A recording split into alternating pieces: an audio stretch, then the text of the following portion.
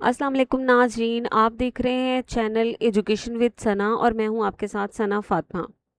आज हम जिस सीरीज़ के ऊपर बात करने वाले हैं वो है टीचिंग लाइसेंस टेस्ट की सिलेबस की सीरीज़, और इसके अंदर हम वो सारे एरियाज़ को कवर करेंगे जो एरियाज़ सिलेबस के अंदर डिस्कस किए गए हैं।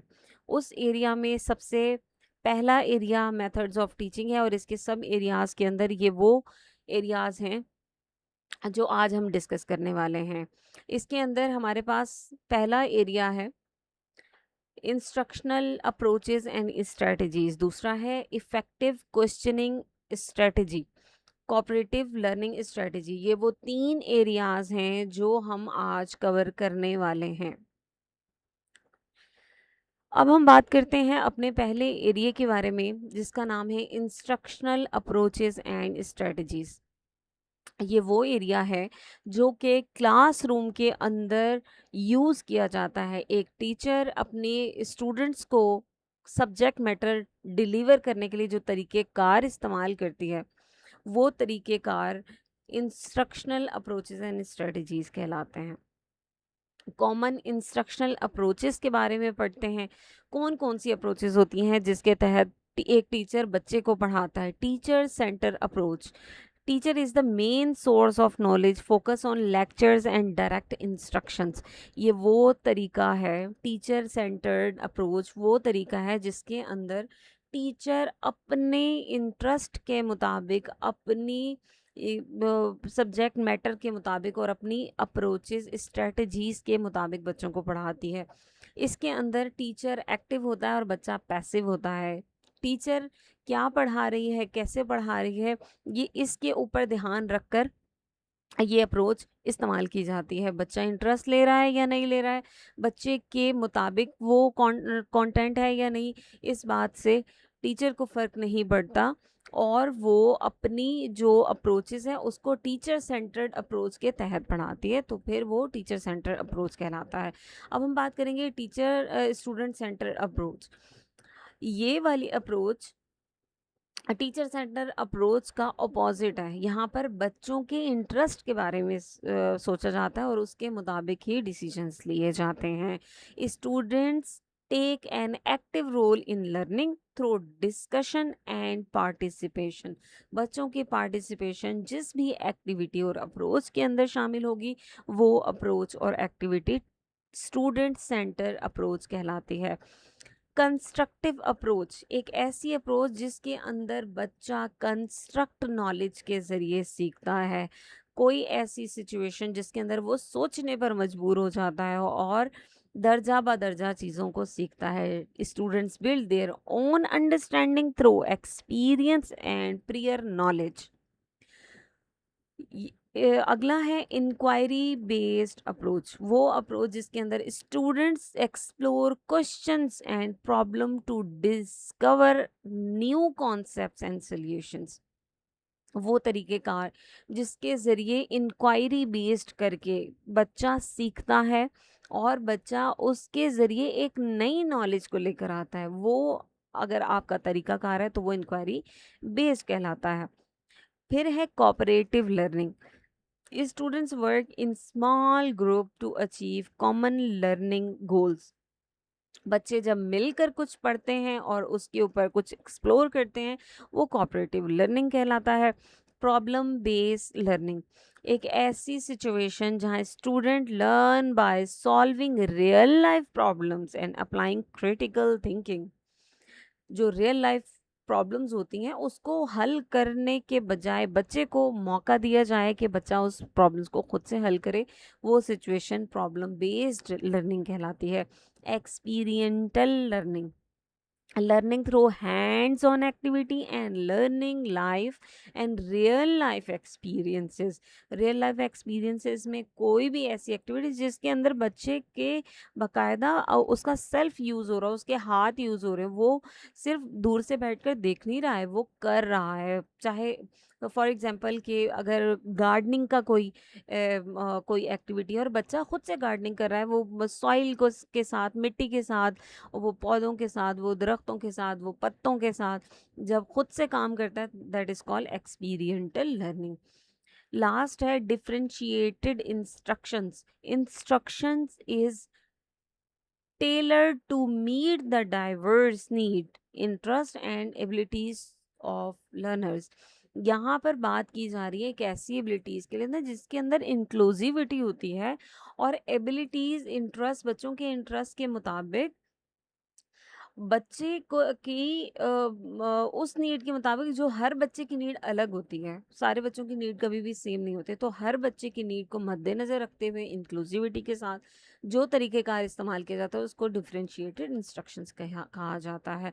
अब हम देखते हैं इसकी की स्ट्रैटेजीज़ क्या है. क्लियर ऑब्जेक्ट्स होते हैं, एक्टिव इंगेजमेंट होती है, इसके अंदर क्वेश्चनिंग होती है, फीडबैक होता है, यूज़ ऑफ टेक्नोलॉजी होता है, असेसमेंट फॉर लर्निंग होता है. टेक्नोलॉजी के यूज़ के लिए आप मोबाइल भी यूज़ कर सकते हो, आप स्पीकर यूज़ कर सकते हैं, आप प्रोजेक्टर यूज़ कर सकते हैं, लैपटॉप यूज़ कर सकते हैं, स्क्रीन यूज़ कर सकते हैं. ये सारी चीज़ें टेक्नोलॉजी के अंदर आती है. The right blend two approaches and strategies make learning meaningful, engage and effective.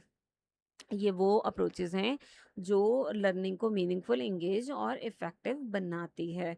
अगला हमारा टॉपिक था इफ़ेक्टिव क्वेश्चनिंग स्ट्रेटजी.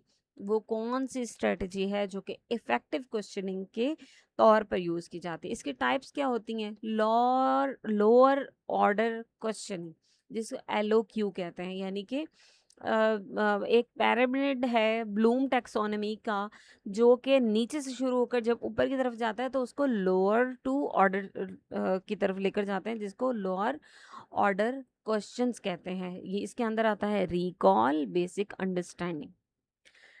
दूसरा है हायर ऑर्डर क्वेश्चनिंग जिसके अंदर एनालाइज, इवेल्युएशन एंड क्रिएशन कहलाता है. ब्लूम टैक्सोनॉमी का की वीडियो का डिस्क्रिप्शन में मैं लिंक दे दूंगी ताकि आप उसको देखकर ब्लूम टैक्सोनॉमी को अच्छे से समझ सकें. ओपन एंडेड क्वेश्चंस, ऐसे सवालात जिसके जवाबात लंबे होते हैं, हाँ और ना में नहीं होते. Encourage detail and thoughtful answers. ठीक है. फिर है प्रोबिंग क्वेश्चंस, ऐसे क्वेश्चन जिसका डिग डीपर इनटू स्टूडेंट थिंकिंग. ऐसा सवाल कि बच्चा सोचने पर मजबूर हो जाए और सोचने के बाद जवाब दे, इस तरह के क्वेश्चंस. और reflective questions encourage student to think about their own learning. वो अपनी ज़ाती लर्निंग के, यानी कि बच्चे ने अगर ड्राइंग बनाई है और आपने बच्चे से पूछा कि ये आपने क्यों बनाया है और ये आपने क्या सोचकर बनाया है, इसके पीछे क्या वजह है, तो वो अपनी ही वर्क को और सोचेगा कि मैंने ऐसा क्यों बनाया, इसके पीछे क्या है, और वो आपको आंसर देने के लिए क्रिटिकल थिंकिंग करेगा. तो ऐसे सवालात रिफ्लेक्टिव क्वेश्चंस कहलाते हैं. अब इसके एग्जाम्पल्स क्या हैं.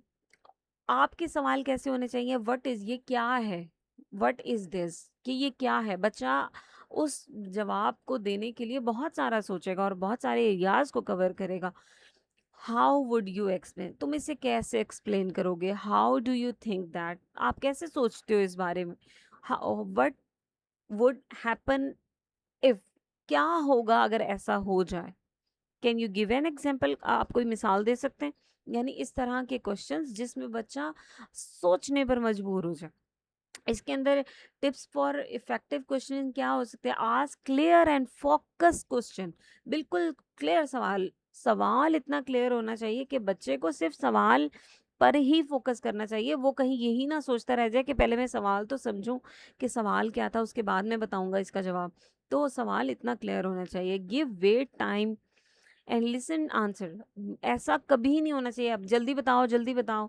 बच्चे को टाइम देना चाहिए ताकि वो क्रिटिकल थिंकिंग करके और फिर आपको प्रॉब्लम सॉल्व करके दे. Encourage all student to participate. सब बच्चों को पार्टिसिपेट करना है. ऐसा नहीं है कि जो ज़्यादा या अच्छा पढ़ने वाले बच्चे हैं बस उनको ऐड कर ले और बाकियों को हम पूछ ही नहीं रहे. और यूज़ फॉलो अप क्वेश्चंस. हमेशा फॉलो अप क्वेश्चंस को इस्तेमाल करना चाहिए, पूछना चाहिए उनसे, फॉलो अप लेना चाहिए कि आप बताएं आपने ऐसा क्यों सोचा, आपने अगर ये जवाब दिया है तो इसके पीछे क्या रीज़न है. इसमें हम बच्चों की वो वाली थिंकिंग निकाल कर लेकर आते हैं जो कि वो आपसे डिस्कस नहीं कर पाते, उनके सिर्फ दिल में और जहन में मौजूद होती है. इसके बेनिफिट्स क्या है. Develop critical thinking, increase classroom participation, improve understanding of concepts और बिल्ड कॉन्फिडेंस. बच्चे के अंदर कॉन्फिडेंस आता है ask, listen, think, discuss and learn, ये वो तरीका है जो कि good question and deep learning को फॉलो करता है। नेक्स्ट हमारा टॉपिक है कोऑपरेटिव लर्निंग स्ट्रेटजी। क्या होता है कोऑपरेटिव लर्निंग स्ट्रेटजी? इसके अंदर लर्निंग टुगेदर, सक्सीडिंग टुगेदर, साथ पढ़ना और साथ बढ़ना। इसके की एलिमेंट्स क्या है? पॉजिटिव इंटरडिपेंडेंस, बच्चा पॉजिटिवली इंटरडिपेंडेंस हो जाता है। Student depends on one another to achieve the goal. यहाँ पर जब कम्युनिटी की, हम कोऑपरेटिव की बात करते हैं, कम्युनिटी की बात करते हैं, तो बच्चे एक प्रोजेक्ट के ऊपर जब काम कर रहे होते हैं तो वो अपने अपने टास्क के ऊपर वर्क कर रहे होते हैं। हर बच्चे को अपने टास्क की फिक्र होती है, और वो क्यों फिक्र करता है? एक बहुत बड़े प्रोजेक्ट के लिए, एक बहुत बड़े काम के लिए। तो इसके अंदर कोऑपरेटिव जो स्टूडेंट्स हैं वो डिपेंड करते हैं एक दूसरे के गोल्स के ऊपर, एक दूसरे के वर्क के ऊपर, ताकि वो गोल को अचीव कर सकें। इंडिविजुअल अकाउंटेबिलिटी, हर एक इंसान को, हर एक बच्चे को अपनी अकाउंटेबिलिटी की फिक्र होती है, क्योंकि वो जवाबदेह होता है। फेस टू फेस इंटरेक्शन, इसके अंदर बच्चे आपस में फेस टू फेस इंटरेक्शन करते हैं, उनकी कॉपरेशन बढ़ती है, उनकी कोलैबोरेशन बढ़ती है, और वो एक दूसरे को जानने का मौका हासिल करते हैं, और सोशल स्किल्स बढ़ती हैं। Student develop leadership, trust, communication and conflict resolution skills.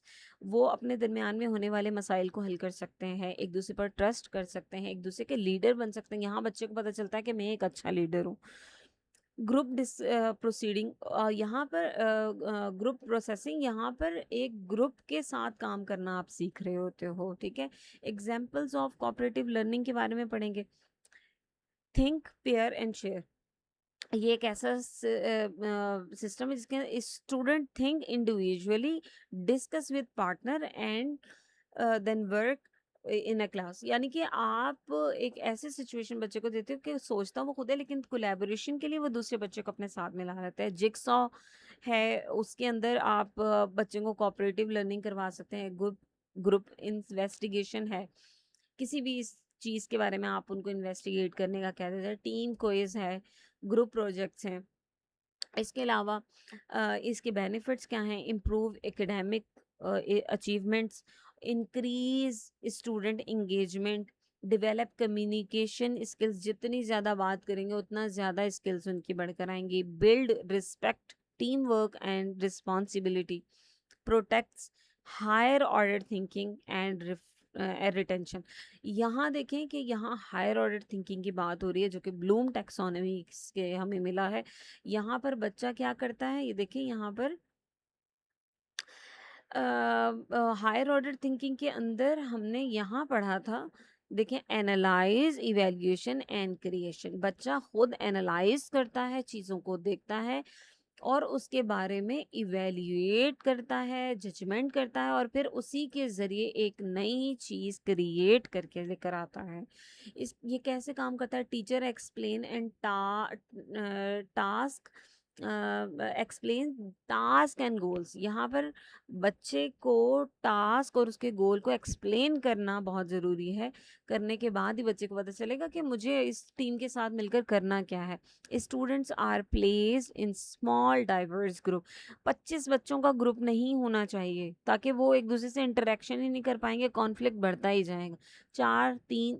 स्टैंडर्डली 3 से 4 बच्चों का ग्रुप होना चाहिए। Student work together, discuss and help each other, और each group complete the task और activity. Group share their results and reflect on their learning. अब ऐसे है कि बच्चे ने प्रोजेक्ट वर्क किया, और बस वो प्रोजेक्ट वर्क आपने सुना और साइड पर कर दिया, बच्चे को ये इफ़ेक्टिव नहीं रहेगा। उनका काम बाकी बच्चों को दिखाया जाए, ताकि बाकी बच्चों को भी उनसे मोटिवेशंस मिले, और जिन बच्चों ने अच्छा काम किया उनको अप्रिसिएशन भी मिले।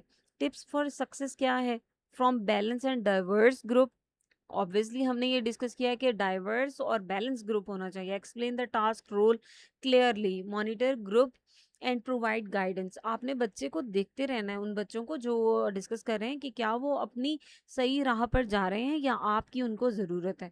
Encourage participation for all members, her member को पार्टिसिपेट करना ज़रूरी है। ऐसा नहीं है कि अच्छे अच्छे बच्चे जो हैं लोगों की नज़र में बच्चे अच्छे होते हैं, वो जो आगे-आगे रहते हैं, जो ज़्यादा अच्छा पढ़ते हैं, तो लोग कहते हैं अच्छे-अच्छे बच्चों को आगे करके और फिर उनका ग्रुप बना दो। ऐसा नहीं है, हर बच्चे को ऐड होना चाहिए, हर बच्चा इंक्लूसिविटी के अंदर शामिल करके और फिर उनको टास्क दिए जाएँ और ताकि हर बच्चा उसके अंदर अपना टास्क परफॉर्म कर सके। Give time for reflection and feedback, ये वो तरीका है जो कि बहुत ज़रूरी है कि बच्चों का फीडबैक लिया जाए कि आपने ऐसा क्यों किया और आपने ऐसे क्यों सोचा। अगर आपको वीडियो अच्छी लगी तो वीडियो को लाइक ज़रूर कीजिएगा, चैनल को सब्सक्राइब कर दीजिएगा ताकि जब भी कोई इन्फॉर्मेटिव वीडियो ऐड हो, अपलोड हो तो आपको एक नोटिफिकेशन मिल जाए। और अगर आपके फ्रेंड्स एंड फैमिली भी टीचिंग लाइसेंस टेस्ट की तैयारी करें तो उनके साथ भी वीडियो को शेयर ज़रूर कीजिएगा। Thank you.